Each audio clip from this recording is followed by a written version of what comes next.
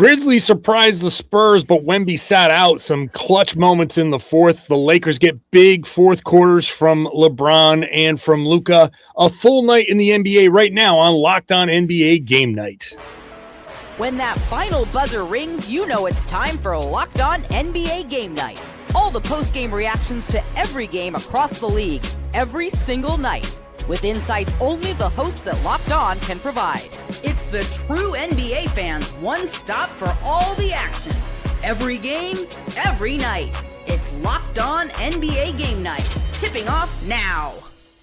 Hey there, welcome back to Locked On NBA Game Night, covering every game, every night in the NBA, 7 nights a week. So subscribe wherever you get your podcast, watch the show on YouTube, and thank you for making Locked On the #1 sports podcast network on the planet. Today, it's me, John Karalis from Locked On Celtics. It's Haize from Locked On Bulls. Here, putting our differences aside after the Celtics beat the Bulls in our last matchup. Haize, how you feeling, man? I'm feeling pretty good, man. No Bulls basketball to talk about today, so I have no reason to be disappointed. So that's always good. Later on, we'll get to the Mavs and the Kings and the Minnesota Timberwolves pulling away from Miami. We'll save the Cavs coming back against the Pacers and the Wizards surprising the Orlando Magic for the second segment.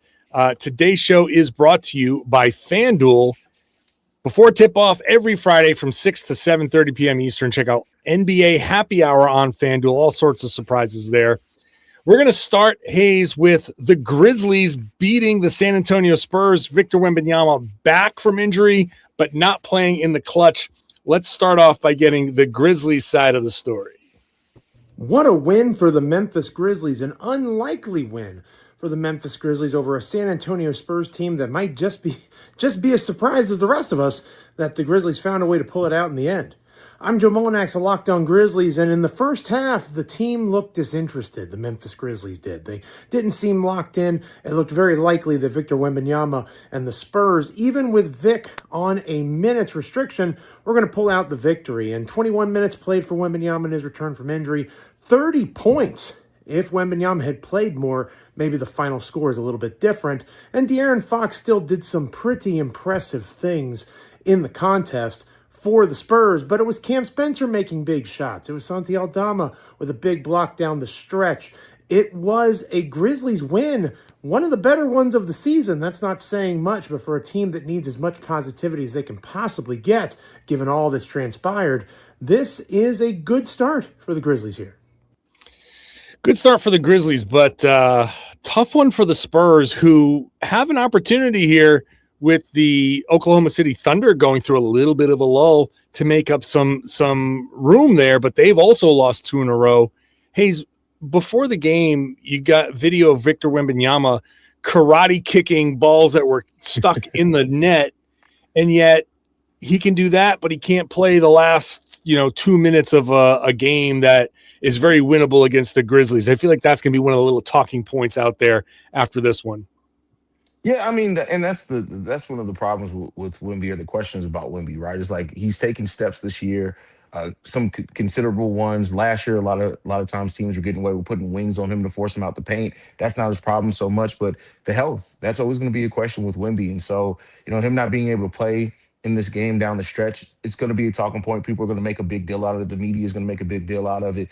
Now, I mean, it's a basketball game at the beginning of January. There's a lot of basketball left to be played, so maybe that's the focus. They beat the Thunder multiple times this year, but the Grizzlies needed this win. I think that hearing that the Grizzlies are maybe sellers at the trade deadline, they needed a win to kind of they just need some positive vibes there. I'm not going to overthink it too much with Wemby. I think Wemby would be fine in the long term, but this was a good win for Memphis. Yeah, it is a good win for Memphis. I think when you see, like, this falls under optics is all I'm saying with the Wemby thing. Yeah. Like, you're out there, you're jumping around. I know it's a sore knee and all that stuff, but it's like, hey man, we get an opportunity to win a game. But obviously, like you said, beginning of January, it doesn't really matter. To me, it's about building the habits. The Grizzlies are in an interesting position because they are at the tail end of the play-in tournament, right? So they're the 10th seed right now. They're 2.5 games ahead of the Clippers. The Clippers have been pretty hot, won 7 of their last 10. they are trying to make their move, right? The Grizzlies, you think they can do enough to kind of hang in there. You've got Phoenix playing well. You got the Warriors trying to, make some noise. They're playing seriously. Portland makes some noise. They have their moments.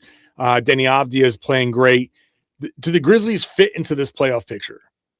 I think they do. I think they're going to be a playing team, depending on if they do make a big splash at the trade deadline. I think they fit into the picture as the team that's going to sneak in. I don't really have high hopes for them.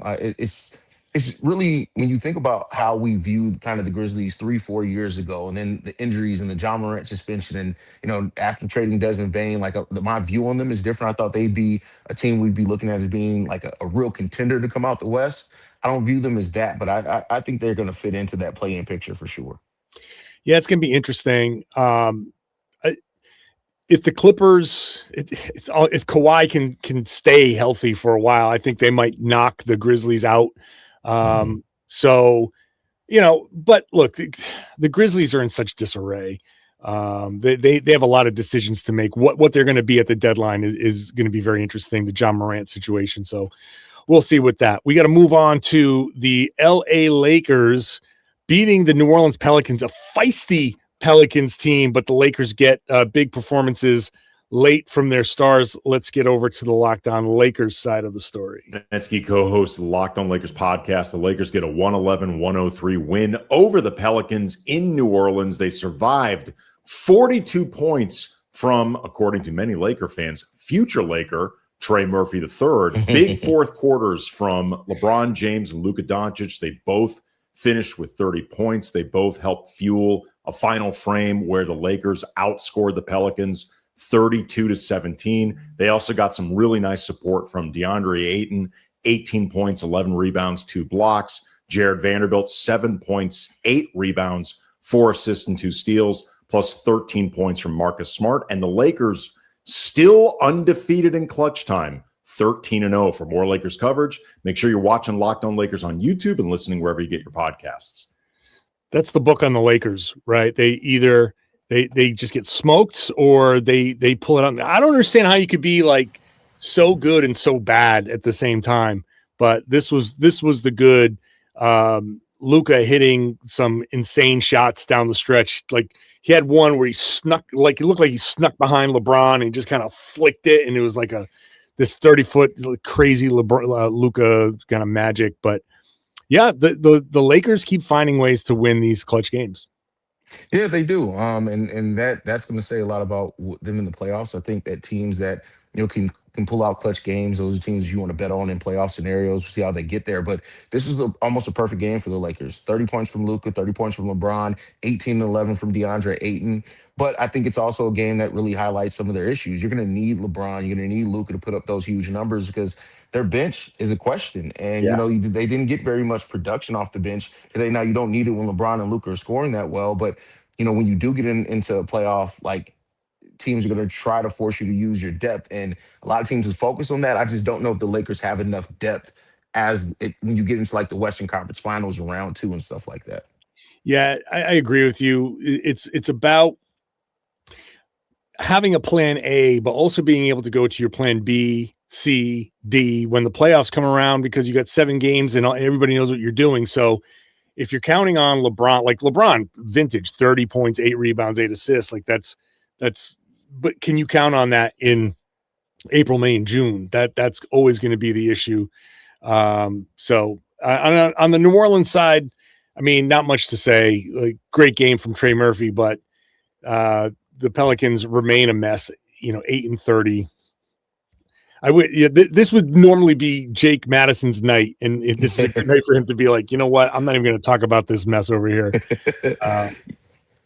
Yeah, the Pelicans are an interesting team. What's that? I said the Pelicans are an interesting team because like you have some interesting pieces there. There are a lot of young pieces that I like on the Pelicans. It's just they don't fit together right now. And so maybe, if they do decide to move Zion or something like that, it makes that fit make more sense. And I think in a couple of years, though, we're going to talk about some of the Pelicans' young pieces in a very positive light, especially with Derek Queen, the potential he has there. Just right now, that roster just doesn't make a lot of sense fitting together. 10 points, 13 rebounds, 8 assists for Queen in this. They're just too young, too messy to kind of pull away in the clutch. But interesting. I mean, we're not going to relitigate all these moves that they've made, but at least some of the players that they have here are players that you can kind of be excited about. For sure. All right. Sure. When we come back, we're going to get the Cleveland Cavaliers struggling against the Indiana Pacers. That and a surprise in Washington. Although, is it a surprise with what the Wizards are doing? We're going to talk about that when we come back. Today's show is brought to you by FanDuel. Fridays already feel different during basketball season. FanDuel's making them feel even better. Every Friday night before the game tips off, FanDuel gives fans a new way to kick off the weekend with NBA Happy Hour. NBA Happy Hour is your official pregame, a limited time window where special offers drop inside that FanDuel app before the action starts every Friday from 6 to 7:30 p.m. Eastern. You can come over and open up the FanDuel app and you get boosts, bonuses, other surprises. So check it out. Very easy to get the weekly specials before tip-off and make a move before the window closes. It's right before the games. It's right before the weekend starts. So you get a little extra energy, a little extra something on Friday nights without overthinking it. So before tip-off, check out the FanDuel app, see what's dropping during NBA Happy Hour every Friday from 6 to 7:30 p.m. Eastern. When you log in, make sure you're using the tools that they have available to you. As soon as you log in, it'll ask you to set your budget. Do that. Whatever you can afford to lose in case you have a cold night, a cold streak, it'll protect you so you can gamble responsibly. You don't want to go overboard? FanDuel will help you.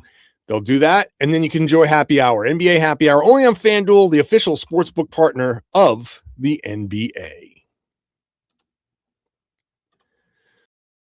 Thanks for making Locked On NBA Game Night your first listen every day. You got Locked On NBA in the afternoons, covering all the big stories in the association. Obviously, we're 7 days a week. The Locked On NBA podcast is 5 days a week. Thank you for making the Locked On Podcast Network the number one sports podcasting network on the planet. Let's keep on going with every game in the association. The Cleveland Cavaliers, 120-116 winners over the Indiana Pacers. It looked like the Pacers were going to pull this out, and the story was going to be, oh my God, the Cavs are a mess. But the Cavs pull it out. Let's get to the Pacers side of things. Cavs 120, Pacers 116 is the final score. Tony East here on the way out of Gainbridge Fieldhouse. Same story in every game for the Pacers. They cannot put together a 48-minute game. This one, the fourth quarter, 93-84 Pacers entering that final frame. Just 12 minutes from a win. And then a disaster fourth quarter. Couldn't score the first half of that period. Couldn't stop Darius Garland hardly at all. 36-23 Cavs fourth quarter. And the Cavs take it as the Pacers lose their franchise record 13th game in a row. They just cannot figure out what it takes to win right now. They got better performances from a lot of guys tonight. Johnny Furphy, a career high on the boards. Jay Huff with 20 points as he starts again. Michael Potter was getting off the bench. A lot of their best players were productive. And then when it matters, they can't get enough stops. Their offense dies for just a few minutes and they lose again. The worst record in the league, 6-31. They've got to figure something out. We'll have much more on Locked On Pacers. All right, that's all we need to hear about the Indiana Pacers. So let's go on to the Cleveland Cavaliers. This is absolutely, I think, a critical stretch for Darius Garland because he seems to be the linchpin to all of this. This is the you've had Donovan Mitchell carry this team for a while. You need Darius Garland to be what he was last year for the Cavs to have any kind of shot. And there's no Donovan Mitchell in this game, but Garland checking in with 29 points, 6 assists on 60% shooting. This is the exact kind of performance that the Cavs need to see consistently from him. Yeah, I mean, if Darius Garland could sit on the basketball court and give performances like this all the time, like they wouldn't, be where they are right now. And they're having a little bit of a disappointing season, still a solid record. I still think they'll be dangerous in the playoffs. But I think you need not just Darius Garland, you also need Evan Mobley. Coming into the season, I said that if the Cavs are going to win a title, you needed Evan Mobley to really make that superstar leap. And that's just my opinion. I think Evan Mobley is that good of a player. I think he has that much potential. But if you can have Evan Mobley and Darius Garland playing the way that they did tonight, every single day, especially in the playoffs, this team's going to be dangerous in the Eastern Conference. I don't think they could beat your Boston Celtics, though, John, but they're going to be dangerous in the Eastern Conference. So you need this type of performance. Even without Donovan Mitchell in this game, he's had 4 starters scoring double figures, all of them close to being over 20 points. Like, if you get that type of performance from this Cavs team, they're one of the more dangerous teams in the league to beat. I still I know that they're better than what they've been. I know that they have something in them.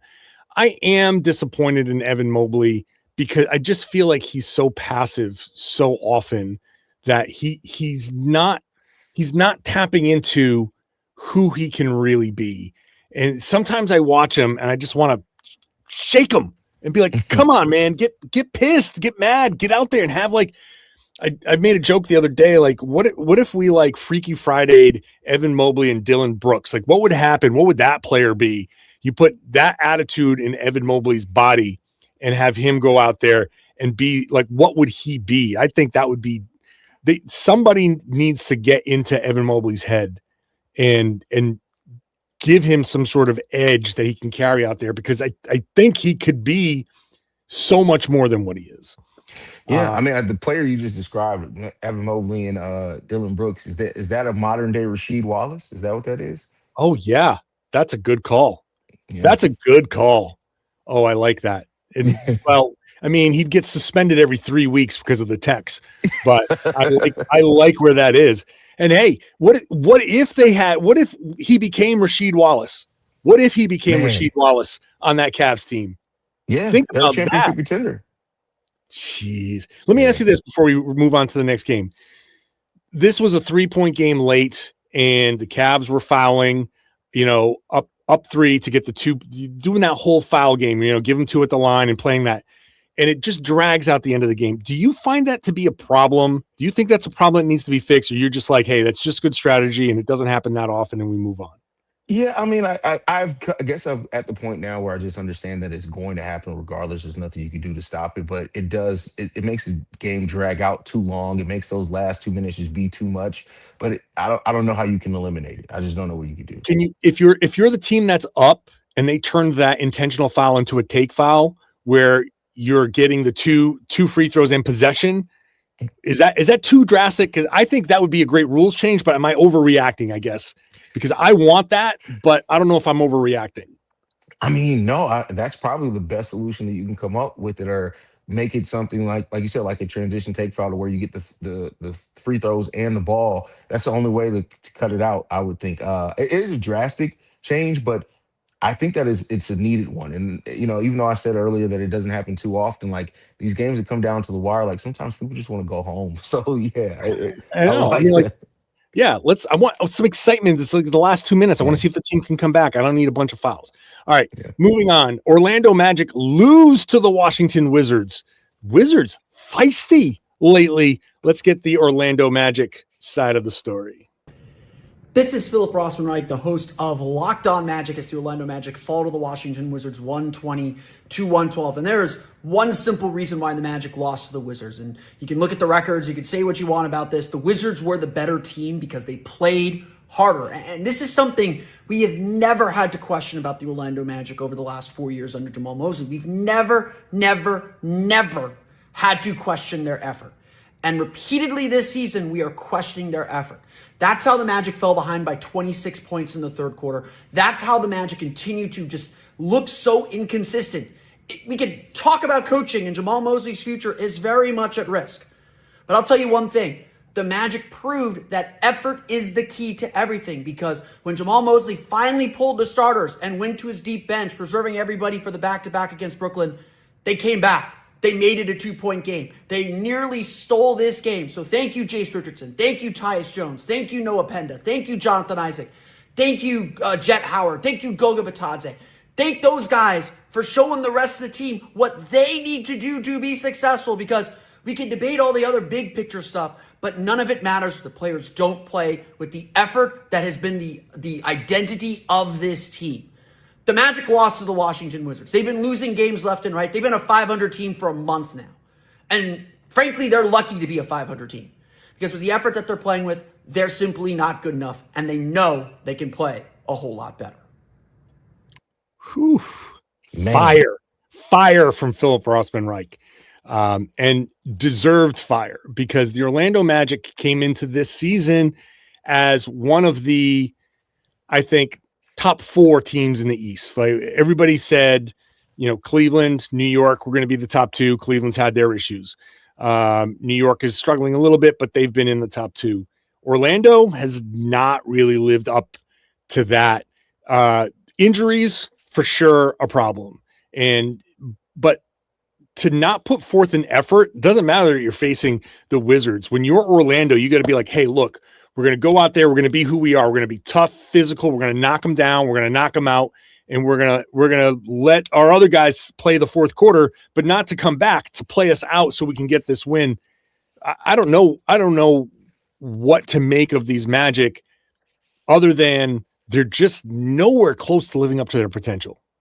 Yeah, nowhere close to it. I mean, when you spend 4 first-round picks to get the shooter that you've been missing, and not to say that it's all on Desmond Bane, he's been fine, after a slow start to the season. But this Magic team just seems like it doesn't have an edge. And I would say that in prior years they felt like they had that edge down the stretch and in clutch games, and they had an identity.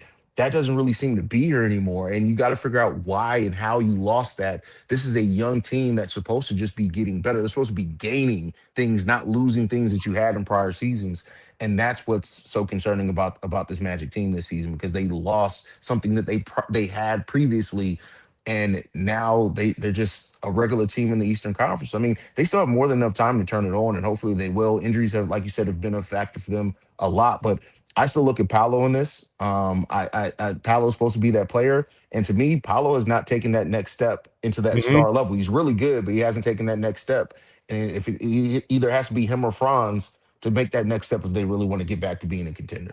And no, it has to be Paolo. It has to be Paolo. He has to find that place. And unfortunately, it's going to probably cost Jamal Mosley his job before he can get there. And if that's what it takes, that's what it takes. But it's going to suck that's going to be what it takes. Quickly on the Washington side, not that it matters much, but 5 wins in their last 7 games.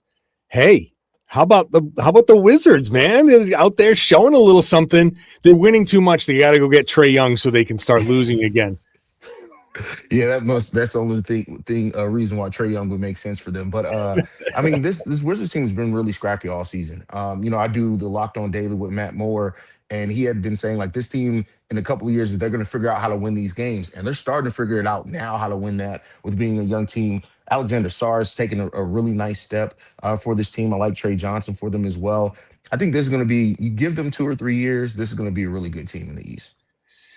That's what the goal is. All right, we're going to come back. Anthony Edwards, a nice night for the Minnesota Timberwolves who pulled away from the Heat. We got that. We got the Dallas Mavericks coming up next on Locked On NBA Game Night. Today's show is brought to you by Rocket Money.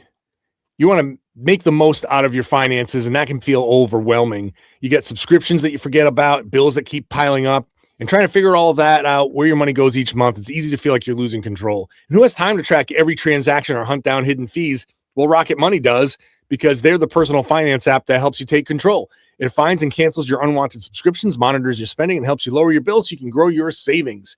You can check out Rocket. You don't even realize how many subscriptions, it's especially a problem for me because I have to keep subscribing to different papers all around the league, Orlando and Atlanta, and everybody's charging me money. I kind of forget to cancel things when I don't need to be there anymore. So Rocket Money is going to help me track those down and cancel those. Automatic transaction categorization is a game changer. You can see exactly where the money goes each month. You can set budgets, goals, personalized highlights, personalized insights, and you get real-time alerts for large transactions, upcoming bills, and low balances. It even consolidates your checking, savings, loans, investments into a single dashboard so you get a clear view of your entire financial picture. Let Rocket Money help you reach your financial goals faster. Join at rocketmoney.com/locked-on. That's rocketmoney.com/locked-on. That's rocketmoney.com/locked-on. Today's show is also brought to you by Prize Picks. Whether you're starting a new routine or jumping into player projections for the first time, trying something new can feel like a challenge. With Prize Picks, it's always good. It always feels good to be right. With high-pressure football matchups every weekend, now that the playoffs are here, elite hoops action almost every night. The action never slows down. Prize Picks lets you stay in control. It's the daily fantasy app that makes watching sports even more exciting by letting you build lineups based on player projections. No drafts, no waiting, just go pick more or less and play your way. It's easy to start. It's simple to navigate through the app. You can get flexibility with options like Flex Pay, where you can still get paid even if one pick misses. That's the nice option. And the new early payouts feature is a game changer because if a player starts hot, you can cash out before the game ends. You just guarantee yourself a little something, a little bit of a return. Download the Prize Picks app today. Use the code LOCKEDONNBA and get $50 in lineups after you play your first $5 lineup. That's LOCKEDONNBA to get $50 in lineups after your first $5 lineup. Prize Picks. It's good to be right. Thanks for making Locked On NBA Game Night your first listen every day. Make sure you're listening to all of these shows, Locked On Mavs, Locked On Kings, Locked On everybody, whatever we got coming up here. Every show is covered. Of course, Locked On Celtics, Locked On Bulls, if you want to help us out a little bit. We've got every team covered, every league, everywhere, so check it out. We're going to get back to the action here. We'll start with the Dallas Mavericks pulling out a clutch win, back and forth game, beating the Sacramento Kings 100-98.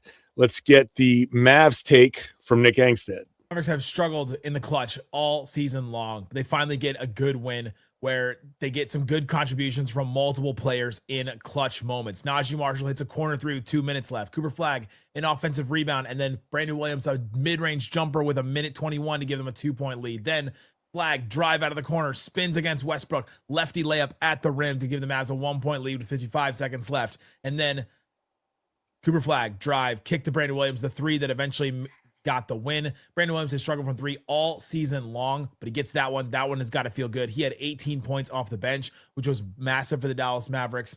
Cooper Flagg, 20 points, 8 boards, 6 assists. He was 8 of 15 from the floor and 2 of 5 from three. He's been struggling. We thought it was the rookie wall for 3 games, but he only shot bad 3 games in a row, then gets this one.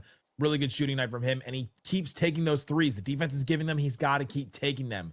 Daniel Gafford, 10 points, 13 boards as a starter in just 22 minutes for him, which is pretty solid. And Anthony Davis, 19 points, 16 boards, had 3 pretty bad turnovers to start the game and missed a bunch of shots, 7 of 23 from the field, but was a big impact on both ends. Absolutely massive to have him just as a big presence, a rebounder, a shot blocker. Anthony Davis definitely made an impact on this win for the Mavs.